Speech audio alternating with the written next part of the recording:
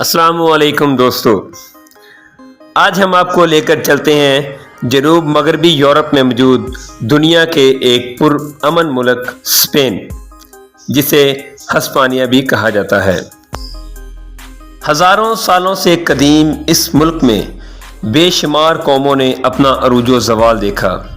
کئی حکمران یہاں آئے، کئی گئے، لیکن جو ترقی اسپین نے مسلمانوں کے دور میں کی، بے شک آج کے اسپین کی ترقی کے پیچھے صدیوں پرانا ہاتھ ہے۔ جب اسپین کو افریقہ کے ایک مسلم اور اپنے وقت کے ہر دل عزیز حکمران طارق بن زیاد نے شکست دے کر آنے والی 6 صدیوں کے لیے اسے مسلمانوں کے حوالے کر دیا تھا۔ مسلمانوں کے دور میں اسپین کو اندلس کے نام سے بھی جانا جاتا تھا، جسے جرمن قوم واندرس سے موسوم کیا گیا تھا۔ مسلمانوں کے دور میں جو چند جزیرے فتح ہونے سے رہ گئے تھے، جن پر مکمل آبادی عیسائیت کی تھی، یعنی کرسچن کمیونٹی تھی، وہ سب مل کر مسلم حکومت کے خلاف بغاوت کرنے لگے۔ مسلمانوں کے آخری دور میں مسلمانوں کی آپسی نا اتفاقی کا نتیجہ یہ نکلا کہ اندلس کو بعد میں چھوٹی چھوٹی ریاستوں میں تقسیم ہونا پڑا۔ 12ویں صدی کے اختتام پر کئی جزیروں پر رومن کیتھولک فرقوں سے تعلق رکھنے والے مسیحی حکمرانوں نے اپنی بادشاہت قائم کرنا شروع کر دی۔ مسلمان حکمران بھی اندر سے ٹوٹ چکے تھے۔ سن 1469 میں مسلمانوں اور عیسائیوں نے اتحاد سے اسپین کو چلانے کی کوشش کی، لیکن یہ کامیاب نہ ہوئے، کیونکہ آزادی کی آواز دن بدن بلند ہوتی جا رہی تھی اور بغاوت اپنے عروج پر تھی۔ مسلمانوں کو یہ ملک سن 1492 میں چھوڑنا پڑا، اور جو مسلمان شمالی افریقہ کی جانب بھاگنے میں کامیاب ہوئے، صرف وہی زندہ بچے۔ کئی ایک نے تو اپنا مذہب اسلام سے کیتھولک کرنے کی کوشش کی کہ شاید وہ بچ جائیں، لیکن ہسپانیہ کی فوج نے سب کو مار دیا۔ اس کے بعد آنے والے 50 سالوں میں مسلمانوں کی آبادی کا صرف 5% رہ گئی تھی۔ اسپین نے مسلمانوں کے بعد بے شمار ممالک پر حکومت کی۔ دنیا کے جتنے بھی ممالک اپنا آزادی کا دن یعنی انڈیپینڈنس ڈے مناتے ہیں، ان میں 58 ملک UK سے آزاد ہوئے، اور 26 ملک فرانس سے، اور 21 رشیا سے، اور 21 ہی اسپین سے آزاد ہوئے تھے۔ اسپین کا official name kingdom of Spain ہے۔ اب جانتے ہیں اسپین کے بارے میں کچھ دلچسپ معلومات۔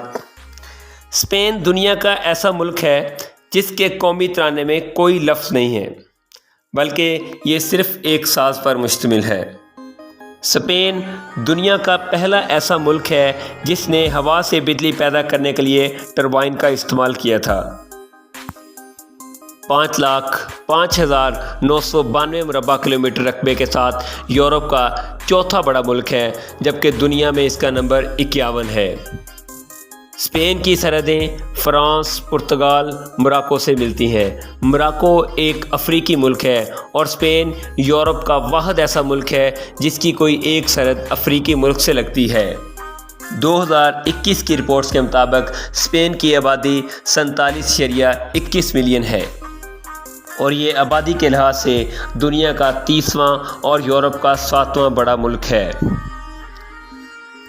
میڈرن اسپین کا دارالحکومت ہے۔ اس شہر کو 9ویں صدی عیسوی میں آباد کیا گیا تھا، اور یہ اسپین کا سب سے بڑا شہر ہے۔ اسپین کی قومی زبان اسپینش ہے، اور یہ دنیا میں بولی جانے والی دوسری بڑی زبان ہے۔ اسپینش بولنے والوں کی تعداد اسپین سے زیادہ امریکہ میں زیادہ ہے۔ یونائٹڈ سرزمین کی ایک رپورٹ کے مطابق 2050 کے بعد سب سے بوڑھے افراد اسپین میں ہی موجود ہوں گے، کیونکہ اسپین کے آدمیوں کی اوسطاً عمر 82 سال ہے۔ زیتون کا تیل کا نام سنتے ہی ہمارے ذہن میں فوراً عرب ممالک آتے ہیں، حالانکہ یہ بالکل غلط ہے، کیونکہ پوری دنیا کا 43% زیتون اسپین میں پایا جاتا ہے۔ اسپین ایک ایسا ملک ہے جس نے ورلڈ وار 1 اور ورلڈ وار 2 میں کسی ملک کی طرف سے بھی شرکت نہیں کی تھی۔ اسپین کی کرنسی کو یورو کہا جاتا ہے۔ وقت کے لحاظ سے اسپین پاکستان سے 4 گھنٹے پیچھے ہے اور اسپین کا کالنگ کوڈ +34 ہے۔ اسپین کو انتظامی لحاظ سے 17 خود مختار علاقوں اور 2 خود مختار شہروں میں تقسیم کیا گیا ہے۔ ہر علاقے کی اپنی ایک پارلیمنٹ ہے، ہائی کورٹ اور اپنی ایک حکومت ہے۔ ہر 4 سال کے بعد انتخابات کے ذریعے عوام اپنے ممبران کو سلیکٹ کرتی ہے جو بعد میں علاقائی صدر انتخاب کرتے ہیں۔ اسپین کی 76% آبادی مسیحی، 2% مسلم اور 1% دیگر مذہب کے جاننے والے ہیں، جبکہ باقی تعداد ایسے لوگوں کی ہے جو کسی بھی مذہب پر یقین نہیں رکھتے۔ اسپین میں ساگرادا فیملیا کے نام سے ایک چرچ ہے جو کہ بارسلونا میں واقع ہے۔ یہ پچھلے 130 سالوں سے تعمیر ہو رہا ہے اور امید کی جا رہی ہے کہ یہ 2026 تک مکمل ہو جائے گا۔ اس کا آرکیٹیکچر اتنا کمال کا ہے کہ اسی وجہ سے ہر سال لاکھوں سیاح اس کو دیکھنے آتے ہیں۔ دنیا کا سب سے پرانا light house tower of Hercules, جسے 1 صدی عیسوی میں تعمیر کیا گیا تھا، آج بھی اسپین میں موجود ہے اور آج بھی اس کا استعمال کیا جاتا ہے۔ دنیا کا پہلا پرنٹنگ ڈیوائس اسپین میں ہی 1454 کو بنایا گیا تھا۔ اس وقت اسپین پر مسلمانوں کی حکومت تھی۔ ماڈرن سرجری کا باب ابو القاسم الزہری، جس نے 200 اوزار سرجری کے لیے بنائے تھے۔ اس کے علاوہ سپیڈ آف ساؤنڈ بھی سب سے پہلے اسپین کے ایک مسلم سائنسدان نے بتائی تھی۔ 1900 سال پہلے تعمیر کیے جانے والے 2 رومن ڈیم آج بھی اسپین میں استعمال ہو رہے ہیں۔ اسپین نے ورلڈ وار میں تو حصہ نہیں لیا تھا، لیکن 1932 سے 1939 تک اسپین میں ہونے والی سول وار نے بے تحاشا تباہی مچائی تھی۔ اس جنگ میں تقریباً 5 لاکھ لوگ موت کی آغوش میں سو گئے تھے۔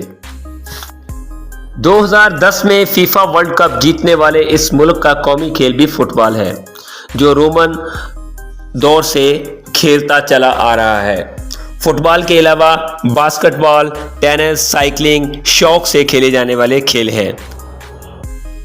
سن 1894 میں جب اسپین فلپائن پر قابض تھا تو جاپان نے فلپائن کو خریدنے کے لیے 40 ملین پاؤنڈ کی پیشکش کی تھی، لیکن اسی دوران امریکہ اور اسپین کے درمیان جنگ چھڑ گئی اور اس جنگ کے نتیجے میں امریکہ نے فلپائن کو اپنے قبضے میں لے لیا تھا۔